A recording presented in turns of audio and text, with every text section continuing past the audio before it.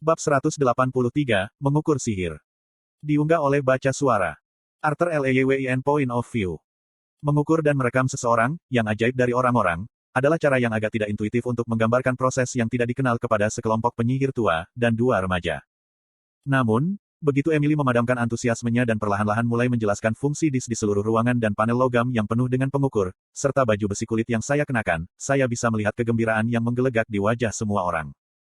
Jadi benda-benda yang terpasang di seluruh ruangan berfungsi sebagai semacam detektor untuk merekam seberapa kuat mantra itu.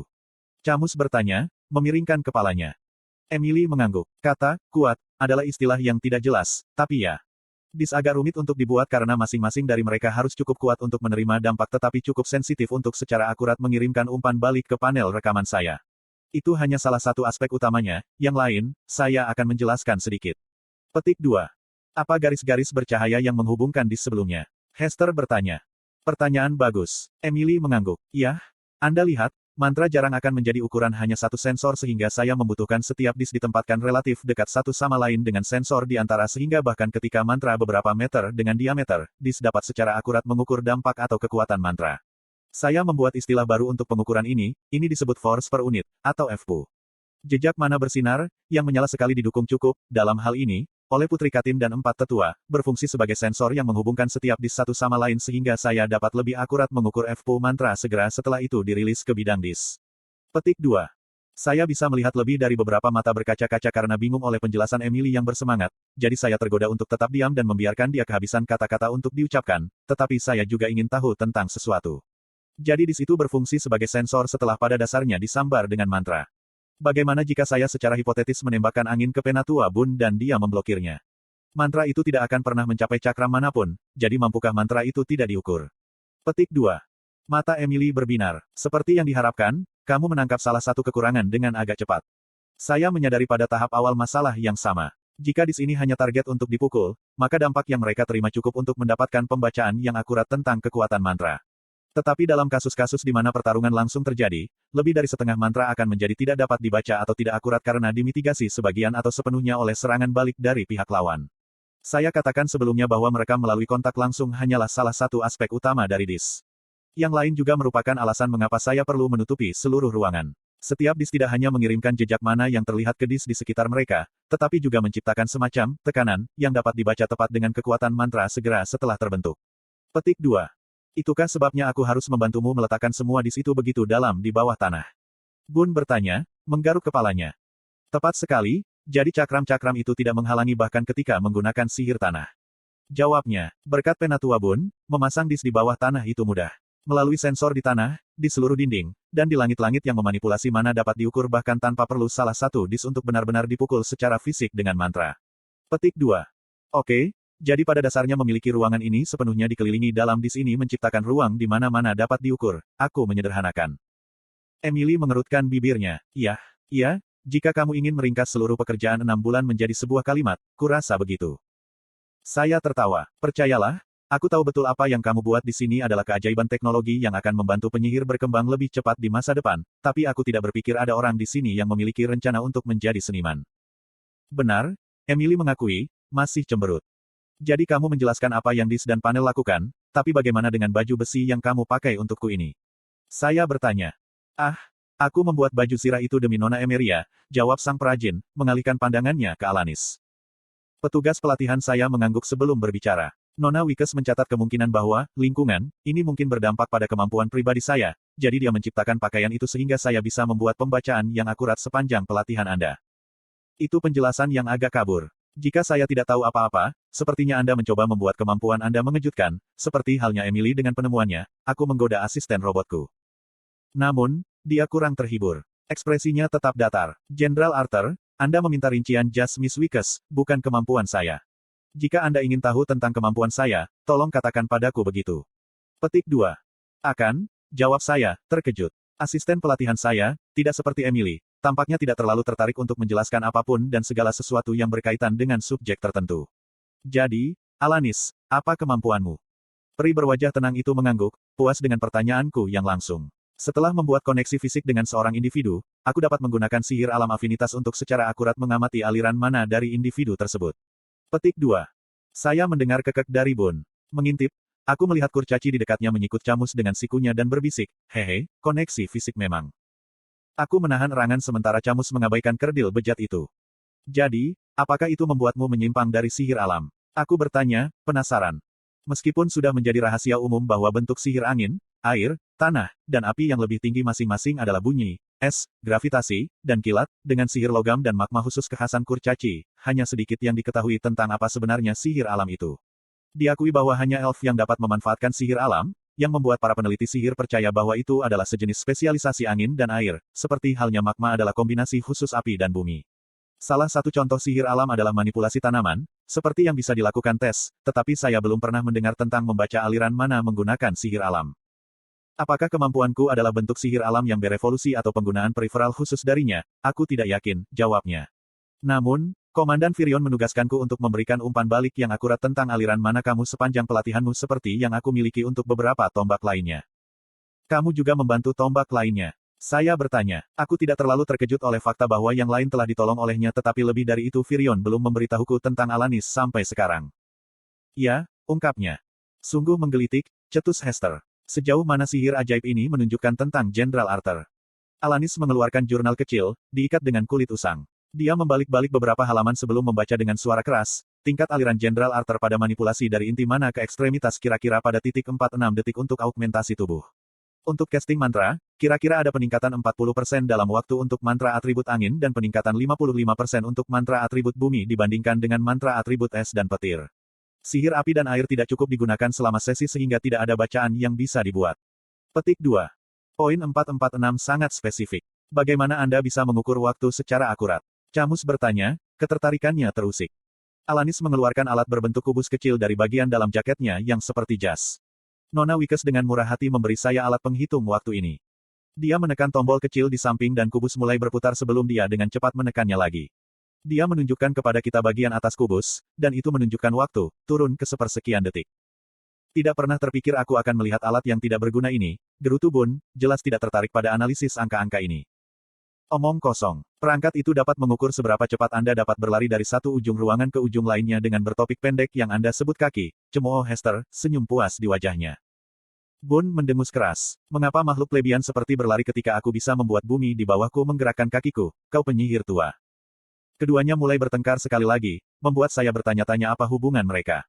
Bukan hanya pertengkaran mereka, kembali ketika kami bertanding, ketiga tetua telah memiliki tingkat koordinasi yang luar biasa, seperti mereka telah bertarung bersama sebelumnya. Saya membuat catatan mental untuk bertanya baik Katin atau Virion nanti. Mengalihkan perhatian saya kembali ke dua peri, sepertinya Alanis baru saja selesai menjawab pertanyaan Camus, yang saya lewatkan. Aku mengerti, jawab peri tua itu sambil berpikir. Aku tidak ingin terlalu merepotkan Nona Wikes tentang hal ini jadi aku akan membeli beberapa materi sendiri. Sama sekali tidak ada masalah sama sekali, Penatua Camus, Emily menimpali. Saya berencana memperbaiki art, setelan Jenderal Arthur. Membuat beberapa lagi tidak akan terlalu merepotkan dengan asumsi saya memiliki bahan di tangan. Petik 2. Apa yang sedang terjadi? Aku berbisik, mencondongkan tubuh ke arah Katin. Penatua Camus bertanya apakah mungkin bagi Nona Emeria melakukan pembacaan untuk banyak orang, jawab Katin, mundur selangkah dari saya. Aduh, sedikit terlalu dekat untuknya. Aku juga menjauhkan diri, mengingat sang putri selalu mewaspadai, gelembung, pribadinya. Apakah itu juga berlaku untukmu? Dia mengangguk. Aku penasaran ingin tahu bagaimana kecepatan aliran mana saya dibandingkan dengan orang lain. Aspek perbandingan memunculkan banyak pertanyaan di benak yang ingin saya tanyakan kepada Emily, tetapi sekarang bukan saatnya untuk menanyakan itu.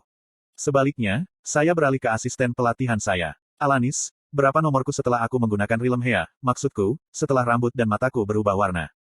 Iklan. Semua orang memandang peri yang lurus itu dengan penuh harap. Bahkan Hester dan Bun, yang pertengkarannya, mungkin bahkan menggoda, aku sudah tidak ada, berhenti untuk mendengar jawabannya. Alanis hanya perlu membalik satu halaman di buku catatannya sebelum menjawab. Efisiensi casting mantra Jenderal Arthur, dari tahap doa mental hingga pembentukan fisik mana elemen, meningkat hampir 5 kali lipat di seluruh spektrum elemen, dan Bun menekan sementara semua orang menahan napas. Alanis menggelengkan kepalanya. Maafkan saya, Jenderal Arthur. Saya tidak merekam pembesaran tubuh Anda setelah perubahan bentuk Anda. Petik 2. Tidak apa-apa, aku menghibur. Apakah itu karena tidak ada perbedaan waktu yang cukup? Oh tidak, itu bukan karena itu, Alanis mengubah, matanya melebar. Aku tidak merekammu hanya karena aku tidak bisa. Jenderal Arthur, kecepatan augmentasi tubuh Anda sudah normal setara dengan sebagian besar tombak. Namun, setelah transformasi, Kecepatan augmentasi tubuh Anda terlalu cepat bagi saya untuk mencoba mengukurnya. Petik 2. Bagaimana kabar saudaramu hari ini? Tanyaku, berharap mengisi keheningan yang tidak nyaman di koridor. Kami berjalan di salah satu lantai perumahan kastil. Pandangan yang jelas tentang bulan dan bintang-bintang di luar memberitahu kami bahwa pelatihan telah berjalan jauh lebih lama dari yang dimaksudkan setelah diskusi mendalam kami tentang seluk-beluk gadget Emily dan kemampuan menyimpang Alanis. Dengan semua orang yang sudah tertidur atau turun di tingkat bawah bekerja, kastil merasa hampir ditinggalkan. Curtis jauh lebih baik sekarang karena ayah akhirnya mengizinkannya meninggalkan kastil, di bawah pengawasan, tentu saja, jawab Katin dengan sedikit iri. Dia menjelaskan dalam gulungan transmisi terakhirnya betapa bermanfaatnya menjadi salah satu asisten instruktur pelatihan di Lanceler Academy. Kau tidak seberuntung itu, kurasa. Aku berharap bahwa menjadi lebih kuat sebagai seorang penyihir akan memberiku sedikit lebih banyak kebebasan, tetapi bayangan ayahku tentang diriku tetap seperti seorang putri kecil yang pemalu, desahnya. Aku terkekeh. Yah, untuk bersikap adil. Kamu sangat pemalu. Petik 2. Aku diberi tahu bahwa aku menjadi lebih ramah. Katin menjawab, bingung. Bahkan gagasan untuk berpartisipasi sebagai rekan latihanmu adalah dengan insistenku, suaranya menghilang. Apa itu tadi? Dia mempercepat langkahnya, berjalan di depan.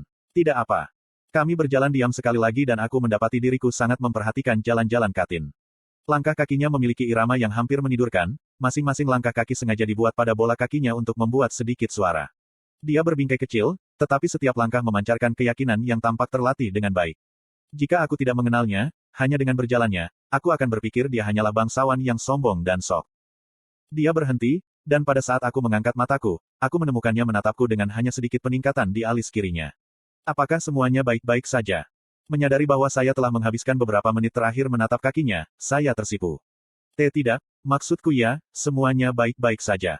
Langkah kakimu sangat sunyi, saya tidak tahu apakah Anda masih berjalan di belakangku, kata Katin, menunggu saya agar kami bisa berjalan seiringan.